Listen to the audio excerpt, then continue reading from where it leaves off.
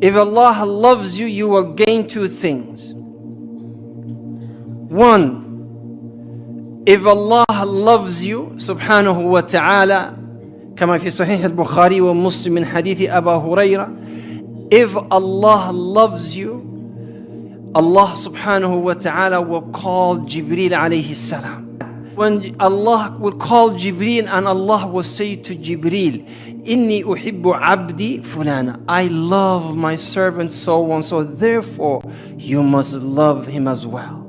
Subhanallah. It's beautiful. You know, every time I mention this hadith, and I do mention it a lot, every single hair of my body stands up.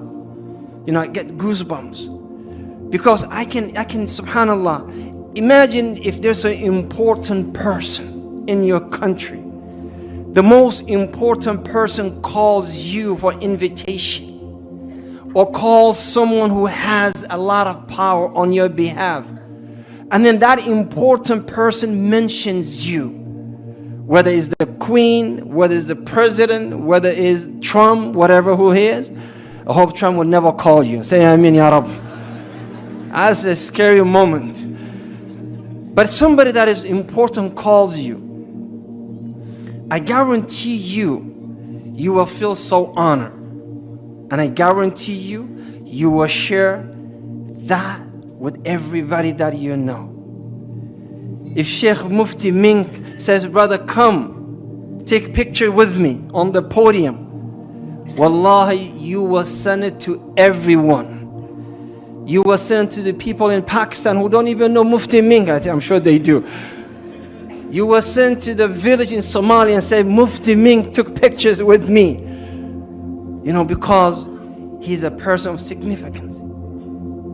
You feel proud. You feel important. But imagine if Allah calls Jibril and he says to Jibril, oh Jibril, my servant so and so, I love him and I want you to love him too. I want you to love him too. Jibril would not object. Jibril, because he's an angel, and Allah subhanahu wa ta'ala said, لا يعصون الله ما أمرهم ويفعلون ما يؤمرون. They don't disobey Allah. They will love you immediately. But I want you to remember, to imagine the status of this. And it did happen to one of the Sahaba. In Sahih al-Bukhari wa Muslim in Hadith Anas bin Malik, Messenger of Allah, after the Salah, he turned to the Sahaba and he said to them, to Ubay ibn Ka'b, Ya Ubay, inna Allah amarani an aqra'a alayk qul ya ayyuha al-kafirun. I'm sorry, لم يكن الذين كفروا من أهل الكتاب, Surah Al-Bayyinah. And Ubay ibn Ka'b radiyallahu anhu cannot imagine him being a simple human being. Him being nothing, he is nothing but a mercy of Allah. He accepted Islam through the mercy of Allah. He became a Hafid through the mercy of Allah. He became a companion of Rasulullah through the mercy of Allah. Yet, Allah said to His Messenger, go and recite Surah Al-Bayyinah to Ubay bin Ka'b. And Ubay could not process that. So he said to the Messenger of Allah, Ya Rasulullah, wasammani Allahu lak. O Messenger of Allah, Allah named me by my name? Did he just say, read it to everybody, recite to everybody? Or did he say, no, recite to Ubay bin Ka'b?